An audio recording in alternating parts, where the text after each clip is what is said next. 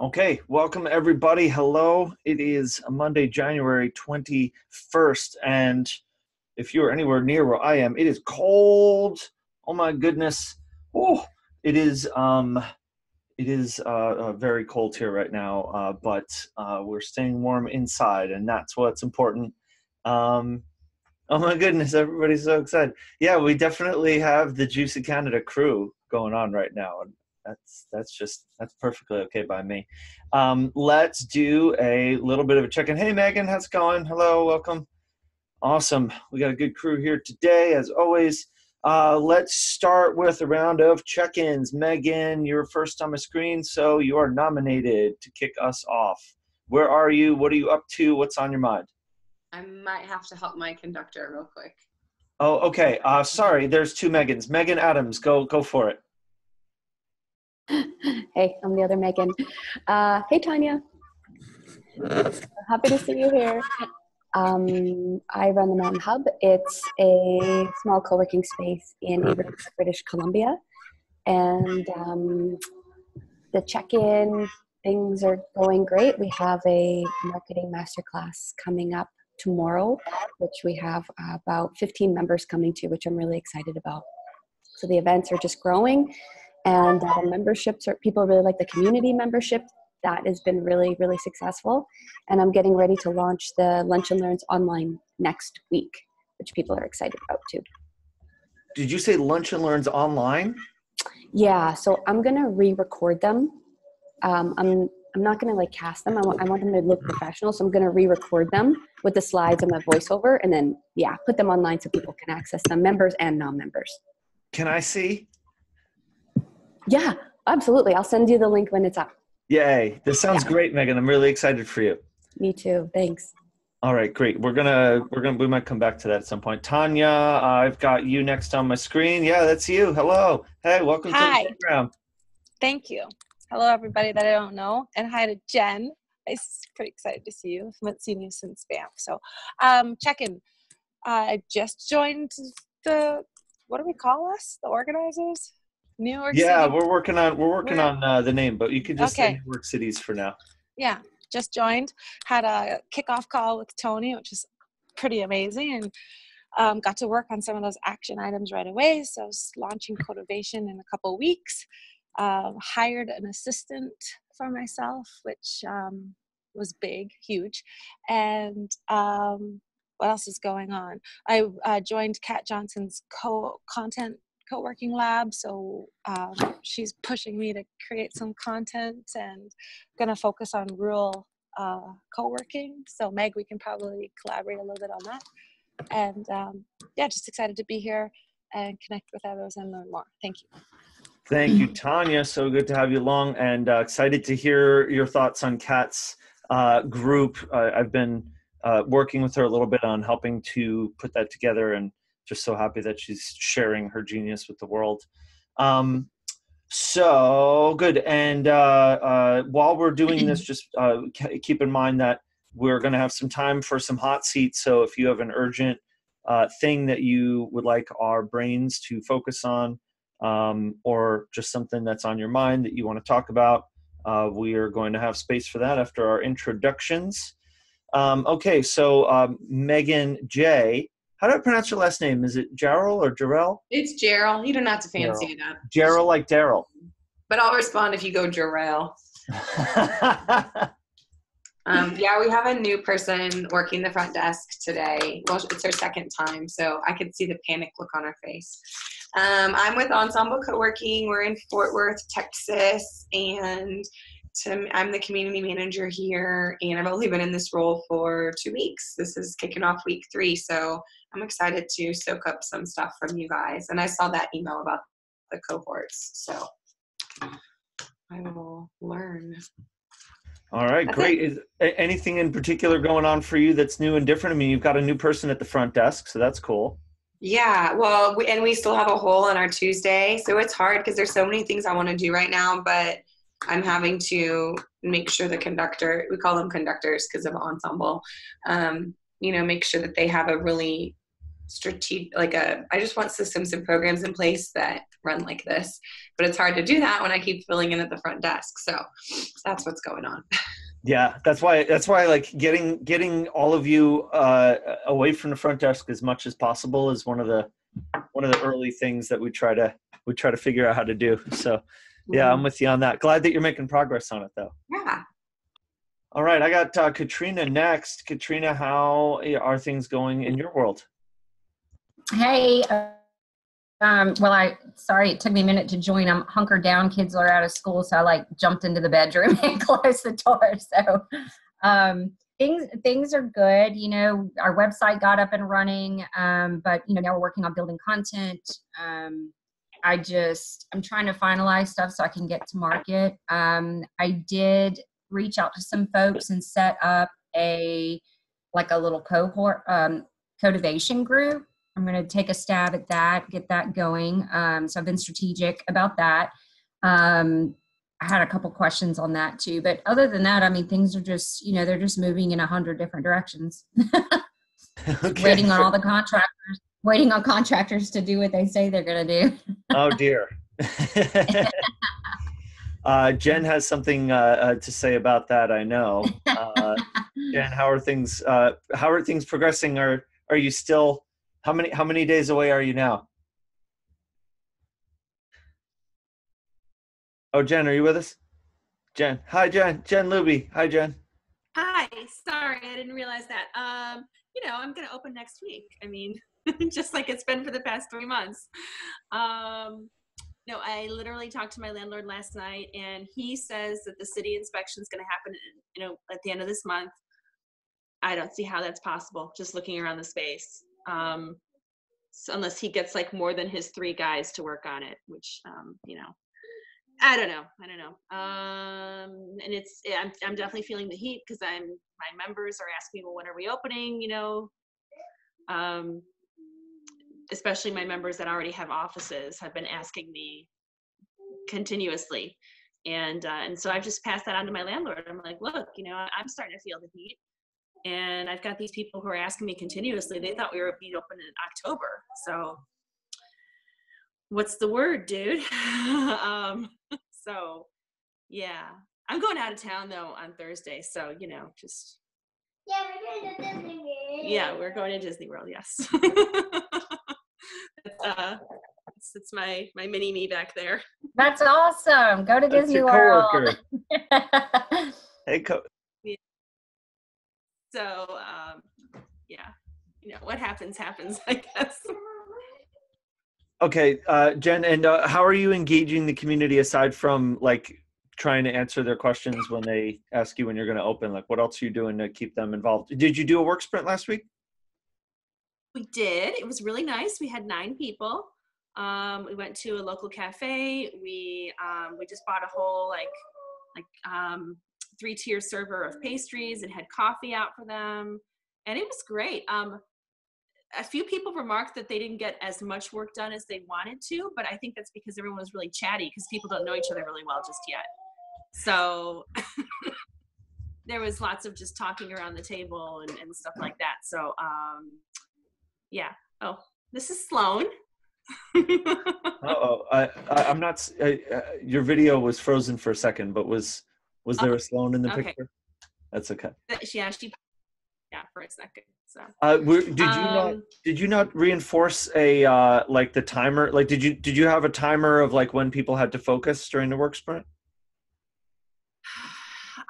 Loosely, part of the issue is that people just kind of like trickled in.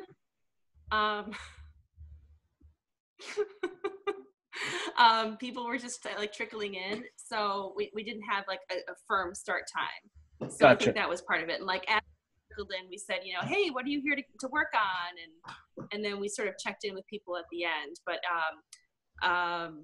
I think that once we're in the space and people know each other and it's a little bit more formalized, then you know it'll be better.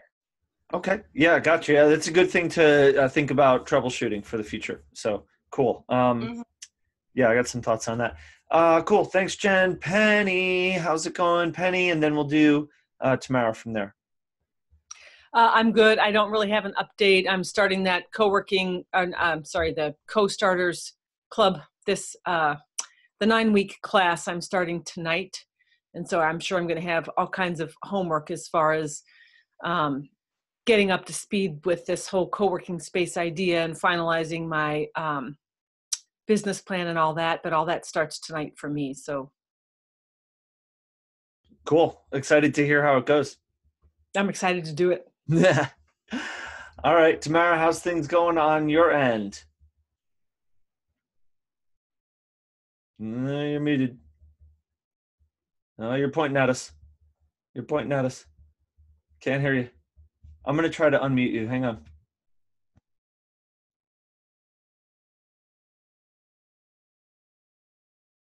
You're not hearing me on the phone? I hear you now. I hear you now. Where are you hearing me from? Oh, okay. I guess. I don't know. But can you hear me good? Yeah, you sound great. Okay, so I got a new computer, and when it's connected to the screen, the dual screens, it's going through I don't know. I had a call in. I don't know. Anyway, real quick, update is Megan continues to drink from the fire hose, and so we're still trying to get our process down, but I think the last 2 weeks was good for us. And I powerfully and strongly this morning said that opportunity I have to expand in Arlington, which is going to happen, but I powerfully and strongly told the lady who was trying to back into my deal, no, thank you, I'm done. And I called the building owners themselves and said, let's roll. And they were thrilled. So I stood on my own and said, let's do this. And then on Tuesday, hang on, Tamara. Congratulations. Yay. Thank you. And then I actually moved a bunch of old desks that I had that are decent condition, but I was trying to get all my glass desks out, down to my other location that I'm working on to kind of let them start using it in this space as kind of a makeshift startup for Ensemble in another town. So we haven't gotten any, it's a slow roll. It's a long story, but that's pretty cool. But on Tuesday, I got Fort Worth Inc. magazine, and I was just flipping through it. And then I saw this gigantic person. I was like, holy crap. Whoa. Yeah. So I was interviewed for this article in December and took photos, but I never got the proof from the editor, so I didn't think it was going into this month's magazine. And I'm just flipping through and opening it up. I was like, holy crap. So it's actually a really, really good article. We haven't put it on our Facebook yet because we had Megan to announce, we had the TV show that I was on, and then we have this. So we're trying to kind of roll them out.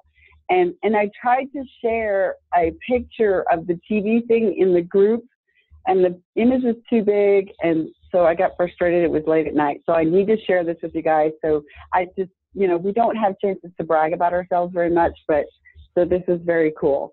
And I talked about how we struggled through the competition concept at the beginning of last year. And I talked about our challenges and how we've worked through them.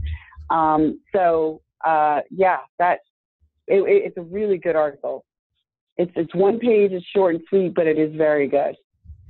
So. I'm so excited for you. Congratulations. So if I go to my Barnes & Noble right now and I pick up a copy of Inc. magazine and I open to page whatever, I wish it was Inc. magazine. It's Fort Worth Inc. magazine. Oh, wow. It's amazing. It looks so similar.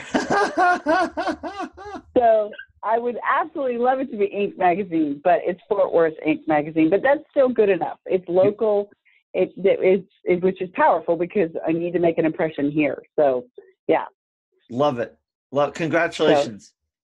So, thank you. All right. So I want to get a quick update from Justin, who's on the phone, if you can. But then I do want to talk about press and maximizing that, and then we'll get into whatever everybody else wants to talk about. Justin, are you with us? I am. Thanks, Tony. All right. Friends. Yeah, not a whole lot has happened. It's been a while since I've been able to come on a Monday. The work schedule is pretty nutso, but I'm excited for the cohorts because that might give me more opportunities to connect. So I'm geeked about that. Thanks for that opportunity. And We are trying to get a building. Our broker is still jumping through the hoops. We've got a property in the hands of our investors for review. And if that goes well, we'll be able to make an offer, golly, I hope within the next 2 weeks, but it's kind of out of my control. But yeah, actually, Tony, it's the one you saw the video on. So we're making progress towards acquiring. So we'll see. I like it. I got a good vibe on that one, better than the previous one. So I feel like you're on the right track. And Justin, just to kind of check in on, as you go through this process, how are you engaging your constituents and your supporters, your prospective members, things like that, as you go through the process of trying to find the right location? Yeah, sure. So for us right now, this side of owning a building, our primary partnerships are the nonprofit sponsors. So we're a nonprofit in the anti-human trafficking market. And so we've been networking with a couple of local restaurant chains in particular, and we have one who's a pretty high class restaurant owner. He's got several across Central Ohio, who's doing a lot of advocating. And so we're trying to hang out with him, learn from his experience, capitalize on branding. We have a marketing meeting coming up this week where he's going to give us some thoughts on getting bang for our buck with our limited marketing budget. So, and we have another fundraiser that we're looking to score probably at least 20 grand later in the year. And I just got to make a trip to Florida to shake some hands to move that in the right direction. So, yeah, I mean, we're just continuing to partner with sponsors and the nonprofit side.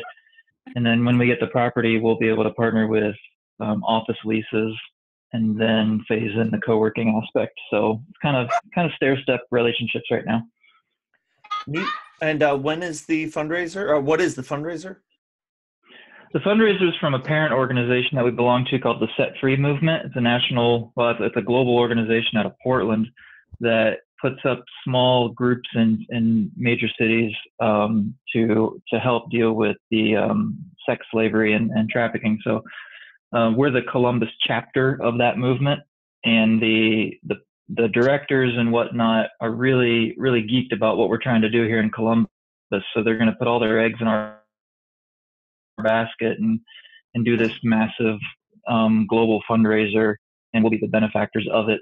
And that'll probably be in the fall, but we have to start the relationship building in the spring to work up to it. Gotcha. Super cool. It's just good to know what's out there. Yep. Cool. All right. So I want to do a quick talk about press, since it came up while Tamara was talking. And then while I do that, I'd love for you to think about who among you has a burning question you want to bring up for the group for consideration for our work during the remainder of our time.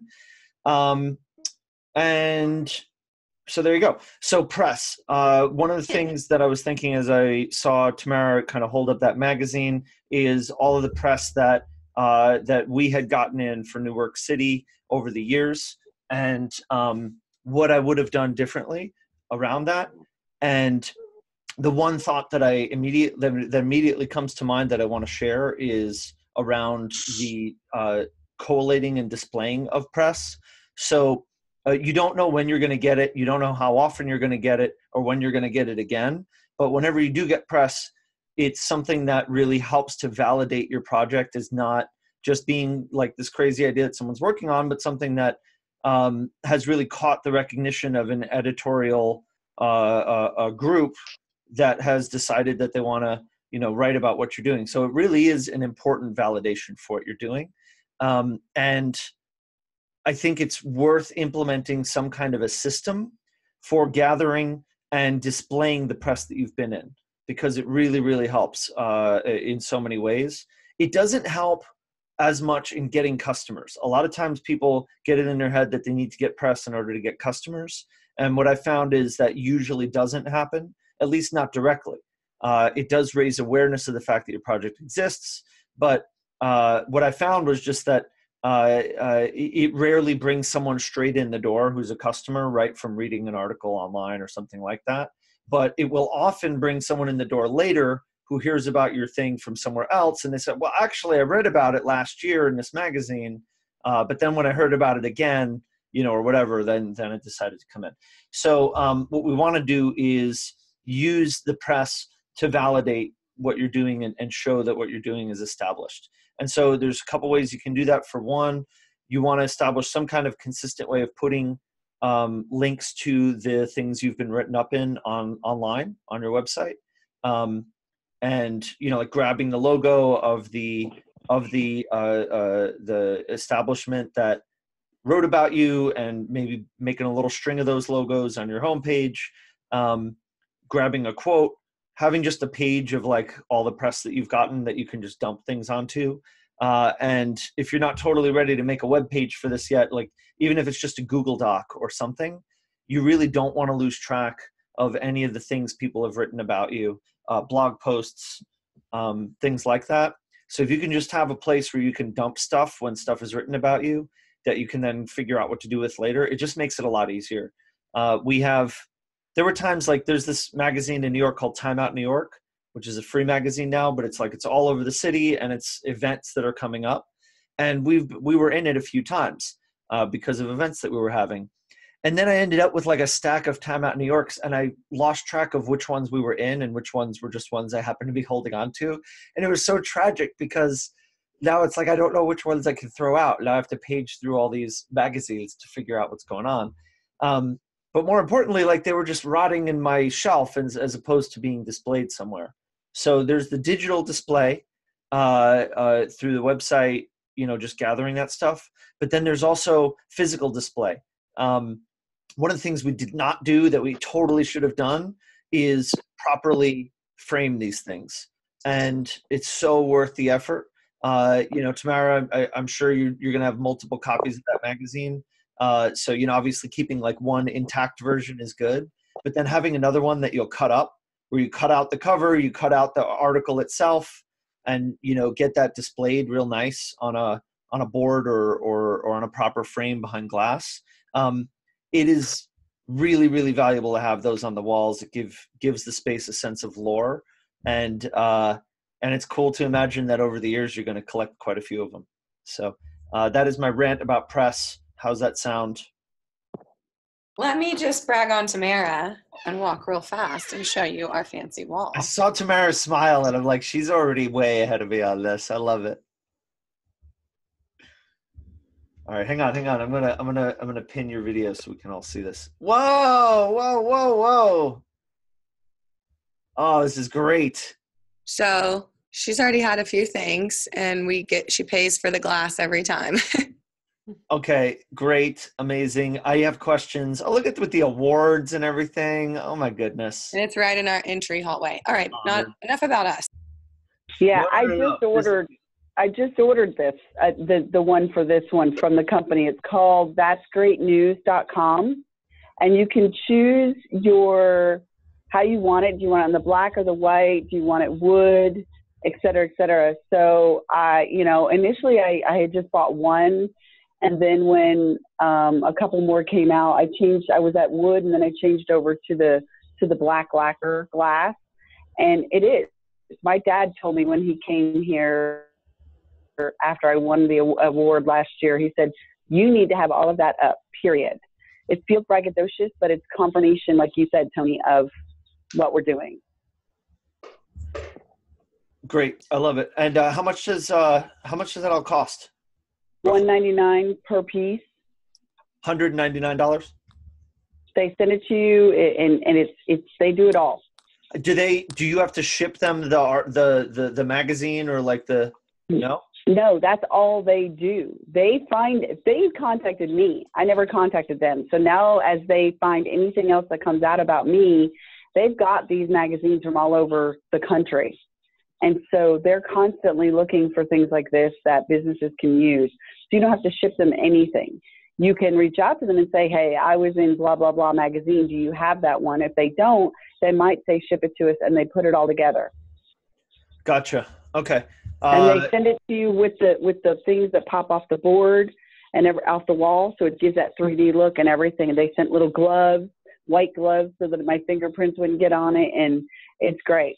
It's awesome.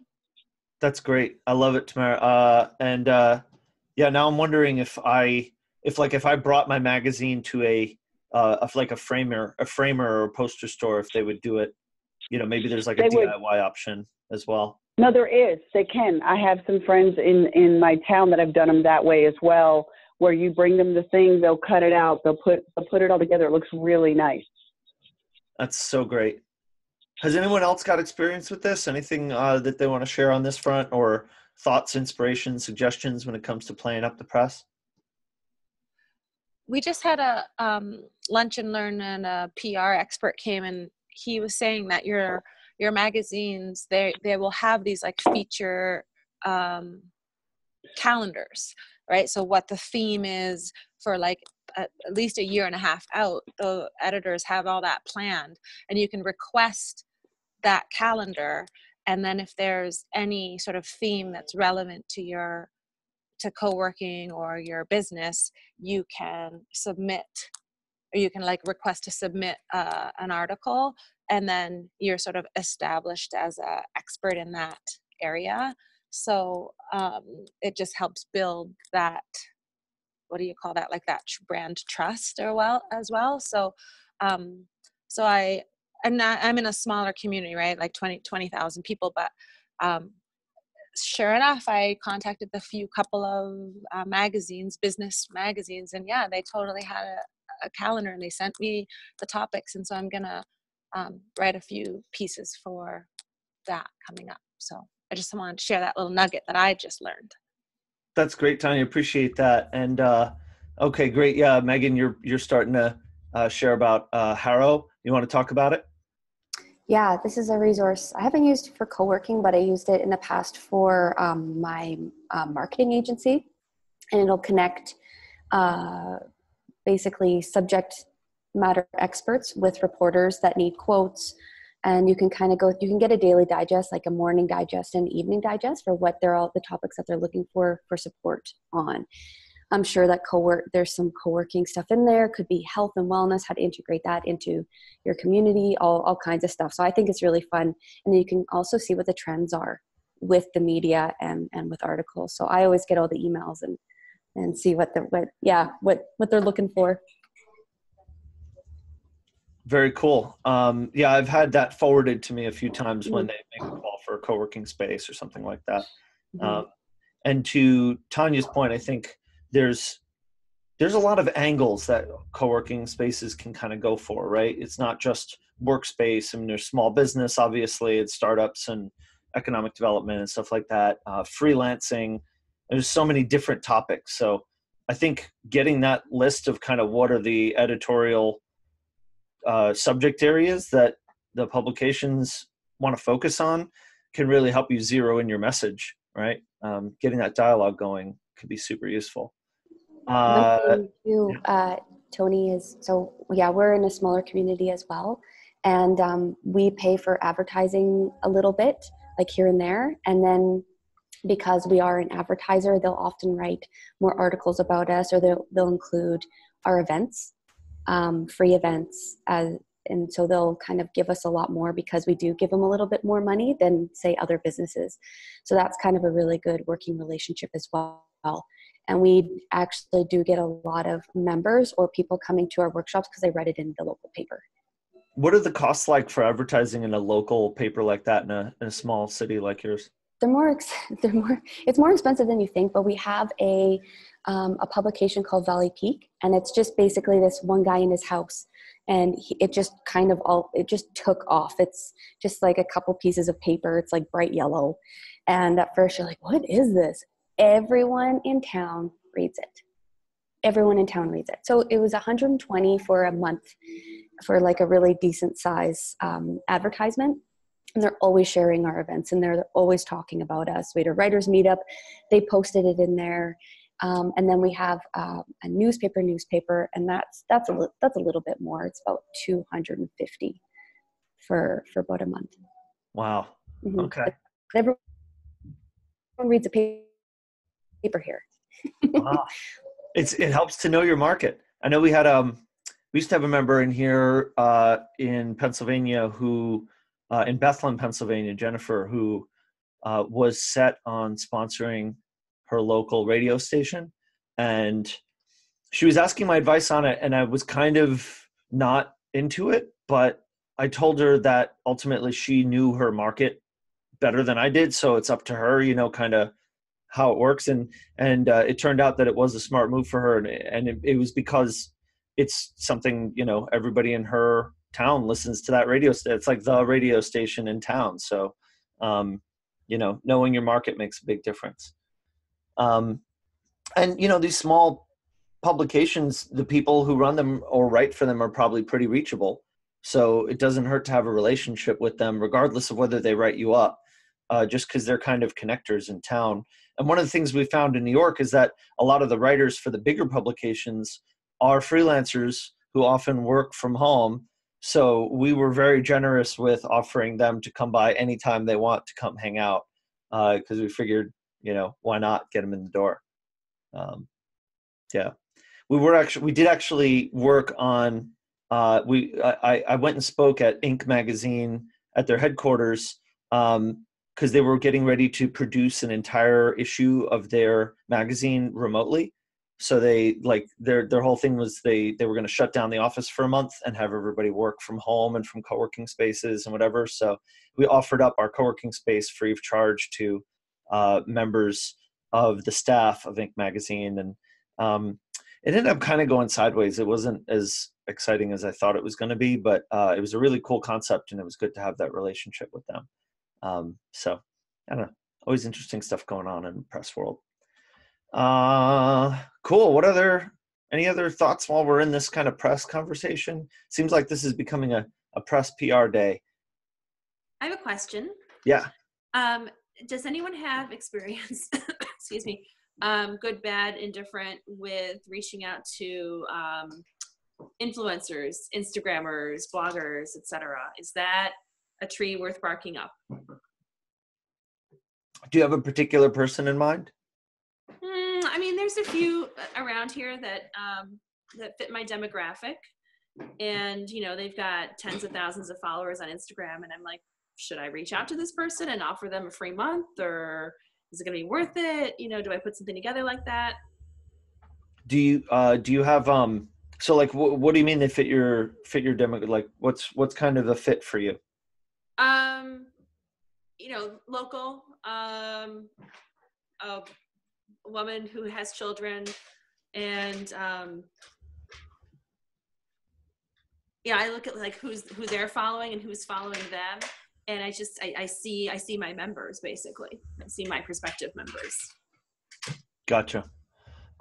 So well, I guess you'd ask the group, does anybody else have thoughts they want to share on this, or experience with it? Tamara, yeah.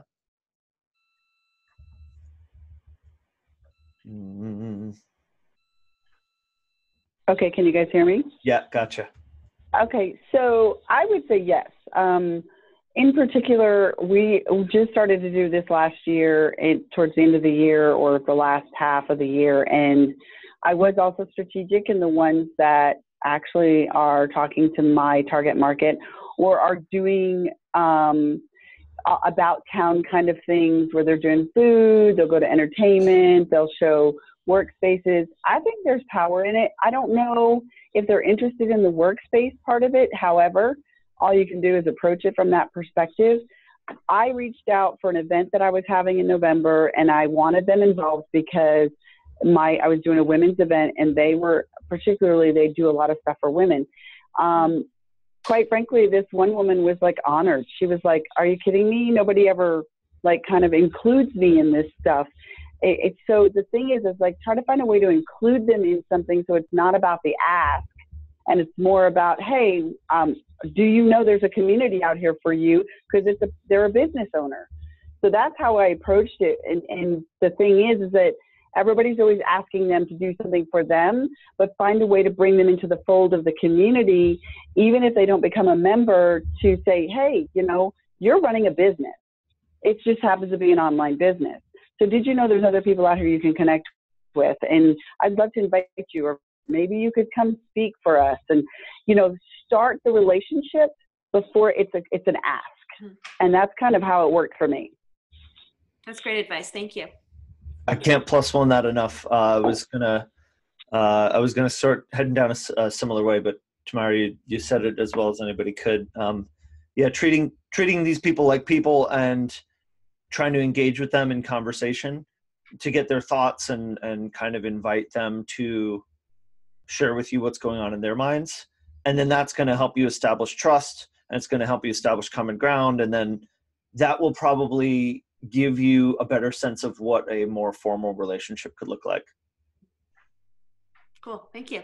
Yeah. I'm actually thinking that those influencer folks tend to they're kind of like established community organizers. So like when you're getting started and you're trying to, find people in the community to connect with who can help you grow your network, people who have like successful meetup groups or something are on that list, but kind of local influencers would be as well, people who are active online.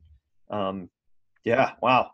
Really exciting, Jen. I want to hear how that goes. I want to hear you make friends with these people and have it be a good case study for the rest of us. All right, will do. I'll get on that. We got about 20 minutes left, guys. What else what else is on your mind? For me, one thing that's been on my mind is the whole idea of having sponsorships. So it just kind of escapes me in some way. Like, if I'm founding a business and it's going to be a business, and so I'm actually going to make some money at it. But how do we ask, like, I just, in my mind, I think of sponsors and sponsorships with nonprofits. So if I have a nonprofit, sure, I'm going to go out and ask for sponsorships, but I don't get how you ask for sponsorships for businesses. To me, it doesn't even make sense, but I know you guys do it a lot. So tell me how it makes sense and how they respond to that kind of an idea. I had the same question. Thanks for bringing it up, Penny. This is Katrina. Sure. Who had that same question? Katrina. Oh, hi, Katrina. Okay, sorry. Sometimes I'm having trouble. Okay, great. Who has a great answer for this? Who feels like totally good about sponsorship and their perspective on how they can welcome it? Who else is harboring similar questions? Well, I don't have experience with this because my place hasn't opened yet. But the way that I think of it is more, it's more like a marketing win-win. It's more like a marketing partnership. If you've got somebody who sells a product and that product fits with your space, and you want either to get their product in for in-kind donation or for a fee to get it in front of your people, then that makes total sense to me. Like I said, take that with a big old grain of salt because I haven't opened yet. Yeah, I would say I agree with that, what Jen said about, essentially, I think at its base, a lot of sponsorship is essentially a marketing relationship where, when we put together a package for a sponsor, what we want to show them is what they're going to get for their sponsorship. And that largely often comes down to audience, visibility, traffic, that kind of thing. So in some of the materials you find in the toolkit for like NWCU, the educational program, you'll see some of the stuff we put in there. But for example, in that program, we assembled about 10 meetup groups that were established meetup groups that we were going to give access to free event space for that group in exchange for them promoting the sponsors that we find. And so we specifically went and found established meetup groups that had significant followings. So we could say these 10 meetup groups collectively have 20,000 members. And so, and as a result of you sponsoring us, they're going to message their collective 20,000 member groups thanking you for sponsoring them for free space. And so, and these events have collectively garnered, this many attendees at this many events in the past year. So those are all hard, real numbers that show that there's real visibility. It's hard to get sponsorship for something without offering them some sense of what they're going to get for it or who's going to see it or how many people are going to see it. You can sell that. It's just, you're probably just going to, get smaller dollar amounts for that. So that's one big piece of it. And then the other big piece is aligned goals and interests. So if you think of it not as that they're sponsoring you, but that they and you have a common a common interest, a common goal that you're both working towards, then by them sponsoring you, you're able to achieve that mutual goal that they also seek to achieve. So for example, a local bank makes its living off of local businesses that are depositing money and doing business and holding their accounts at that bank. If you stimulate the economy such that more local businesses exist and are growing and thriving, then you're literally growing the bank's base of customers. So they might give you $500, $1,000, $5,000. They might name your conference room, whatever that is. They might give you some money to support your existence if they truly believe that in doing so, that relationship will result in a return of new businesses that will be customers of theirs. And so a smart local bank manager who meets with you would see that that is an investment that will come back to them. And then from a philanthropic perspective, you know, there are some people who just want to give back, who don't need you to be a nonprofit in order to do that. You know, there's a whole world of purpose-driven business now. There's B Corps, which I'm a huge fan of. But even if you don't have a formal status, I think we're entering into a realm of social impact for-profit businesses that are meriting philanthropic support as well. So how's that all landing for you, Penny? It's good. It's interesting. Yeah, just I think another way of talking about it. What you said at the end is helpful there. I mean, the other stuff was too, but that some businesses just want to help, and you don't even have to be a nonprofit for them to want to help if you have some kind of similar goal. Did you use the word meat business? What do you mean meat business? I thought you said something a minute ago, and I didn't hear exactly what you said. Something about, I didn't hear if it was a meat business or. I think it was B Corporation. Oh, B Corp. Yeah, B Corp is a status that you can apply for to have your for-profit company essentially be certified as a organization that has certain value systems and ethical guidelines. I'm a big fan of it. I'm going to post it into the chat. It is an extremely, I don't want to say, it's a very arduous process to become a certified B Corp. There's a lot of work you have to put into it.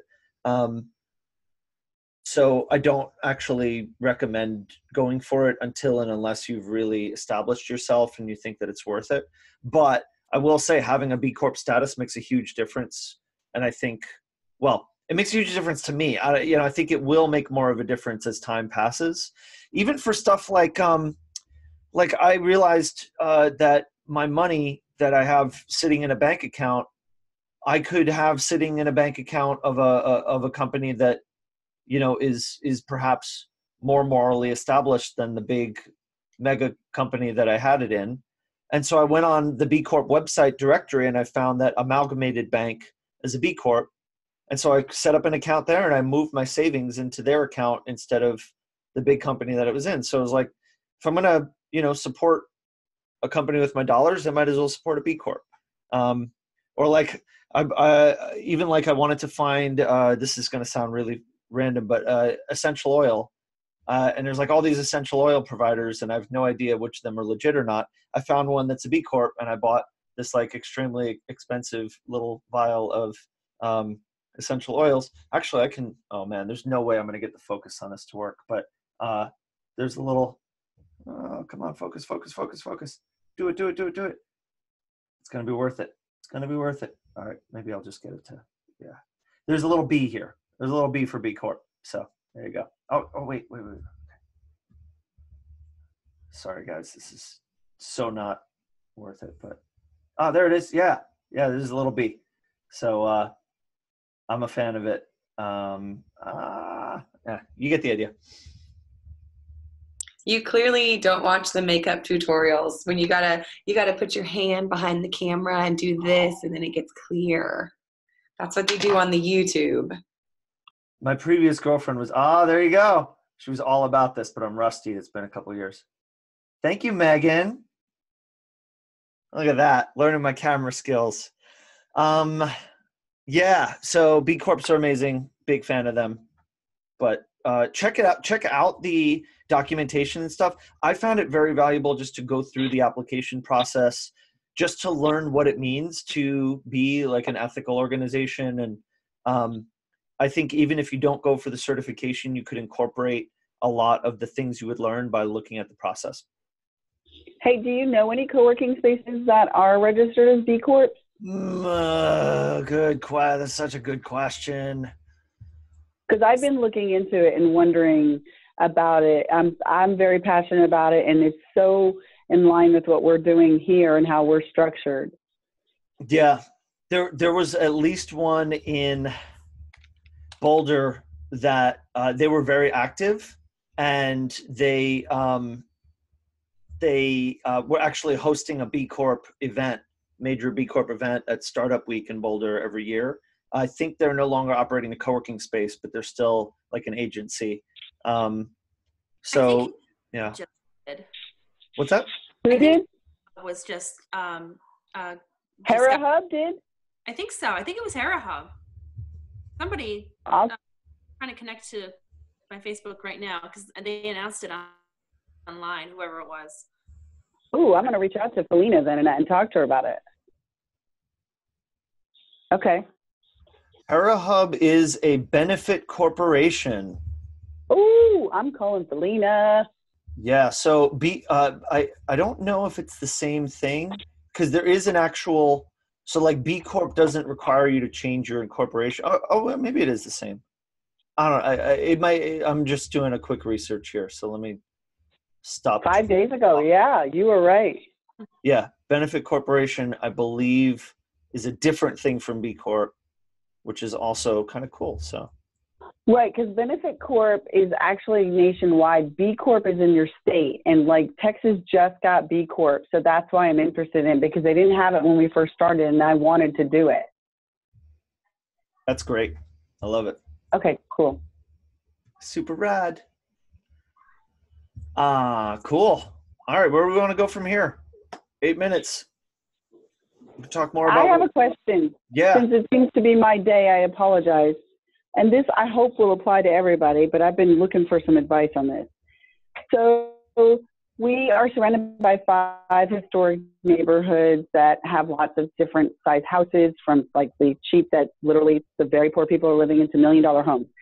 But luckily, the area is growing, and we've just started to build an ungodly amount of multi-level housing around here. And so multi-person housing, is that right? I don't know. Apartments. And I think that's going to be a huge benefit for us, because we've been surrounded, these neighborhoods are not huge, and so we're right by hospital districts and near downtown. So now there's all of these apartment complexes coming in, but they're not making huge apartments. They're small. So it's like prime picking, but what do you guys suggest for marketing to them and capitalizing on this? Pardon me? To the residential developments? Yes, and the people in there. Has anybody gone out or anything like that?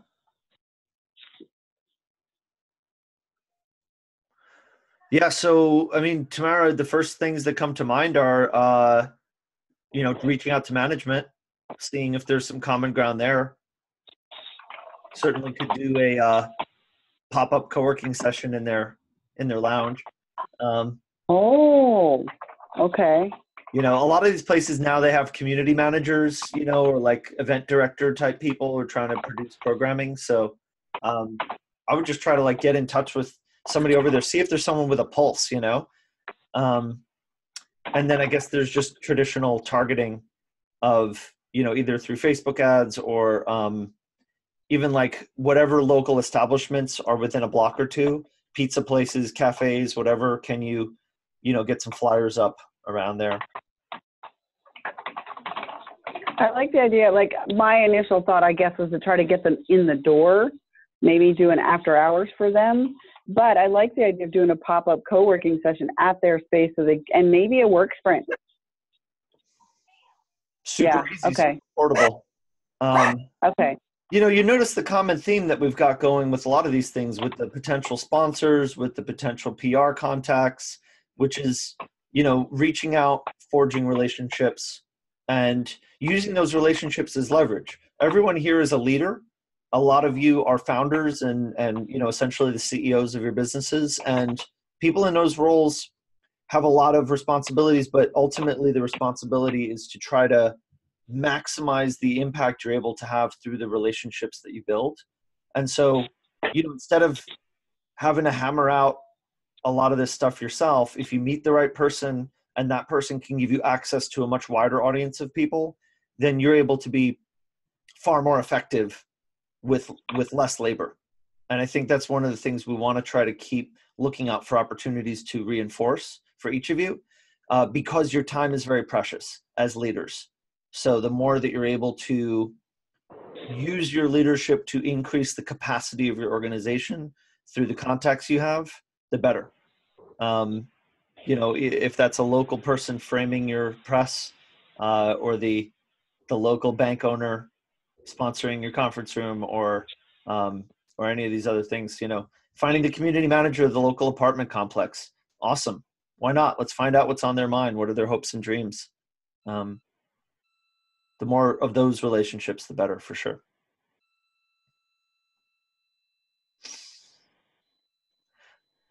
Who are you going to reach out to this week in that vein? So, for instance, Tamara's going to reach out to the people who manage the apartment building. Penny's going to reach out to some prospective sponsors in the area, local business owners, a local bank owner maybe. Sponsors, gosh, I feel like I'm going to reach out to a whole bunch of therapists this week. That's on my radar already. I don't know about sponsors. Who would I reach out to? I do like my bank, though. I like my, I've got a credit union. I really believe in credit unions. I feel like I don't have enough to reach out with. I'm just in such a preliminary phase. It feels weird to reach out to a credit union. It's perfect. This is great. This is the best time to reach out because you don't have anything to sell them yet. So they won't put up their defenses. So you're just a person who is curious and passionate, which is a very enticing thing to people. So if you go to a credit union and say, hey, I want to build something that might help the community in X, Y, and Z ways, but it's very early. I just want to get some ideas. Would love to get your thoughts. They're in the business of supporting local businesses. So you can be a curious explorer, and that's a really valuable position to be in. Okay. Megan. The other way to, after you establish that relationship, is like first in wins kind of thing. Be the first one so that they can lock in their position for the year as the bank that's going to have the chance to get to market to your community, which, although it's brand new, it's going to grow and explode based on looking at the numbers of what's out there in co-working. And that goes for a lot of other industries as well. That goes for local advertising, marketing firms, website development firms, legal, tax, accounting, bookkeeping, IT, photographers, anybody who provides services that could be of value to your customers. Interestingly enough, you yourself are a small business owner. So you're just like the people who are going to be your customers, not just like them, but in some ways. So whatever they might pay somebody else for is somebody who could be a potential conspirator, right? And right now you don't need to discriminate either.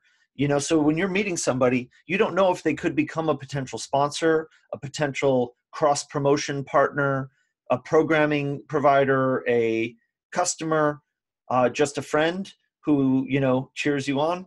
All those things are valuable. But, it starts with the relationship and getting to know these people first. All right, who else is going to meet somebody new this week? Who are you going to meet? Oh, Megan, you were going to say something. Sorry. Megan Adams. Maybe a little bit different than what Tamara was saying, but I also like to see who's sponsoring events from other co-working spaces. So I follow so many co-working spaces on Facebook, and I'll notice that there's common themes, that there's always a local credit union always sponsoring events for, say, a business type theme. So that, and then I'll kind of take note, like H&R Block or some of the bigger chains. And then so you already have something established that they're probably used to being reached out to. They probably have some sort of level of engagement with those other organizations. So you're not starting from scratch. Though to Tamara's point, there's nothing wrong with being the first one in and saying, hey, like, let's travel this together and let's do great things. But I know early days for me as well was really intimidating reaching out to people, because I felt like I was like asking for a handout, and I'm a for-profit, I'm not a non-for-profit. But what I did find is that people were very generous and they wanted to be involved. So I had a lot of businesses, they would come to me and they said, we don't need business space, but we want to support you in the community and we want to be able to support your community members. How can we work together? So those sponsorships were a good opportunity, kind of like Jen said, a good marketing opportunity then for them to get into the space and them to have some sort of way to be a part of this versus just sitting in a hot desk and being a member. I love that. That's really great reinforcement to hear, Megan, as well. Wow, what good research. Cool. All right, guys. Well, thank you so much for an amazing conversation today. I will be in touch with more about cohort soon. And is anybody else doing a work sprint coming up this week? I haven't checked that doc in a bit. So, okay, cool. We will revisit that conversation as well at some point. And do we have a coworker here, Jen? Who's that?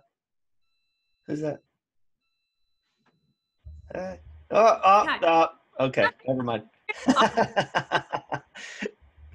All right, everybody, keep being wonderful. Stay warm, and I will catch you all in 1 week and update the group if you have any other questions, and we'll talk about cohorts and all the other things soon. Oh, and I also have an online summit that I want to tell you guys about that I'm working on for community builders, but I will talk more about that next week. Just teasing you for now. Thanks, everybody. Awesome Thanks, call. Tony. Take care. Oh, wait.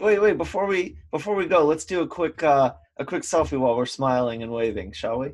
Yeah, let's do it. Okay, ready? 1, 2, 3. Yay. Okay. Thanks, guys. Bye.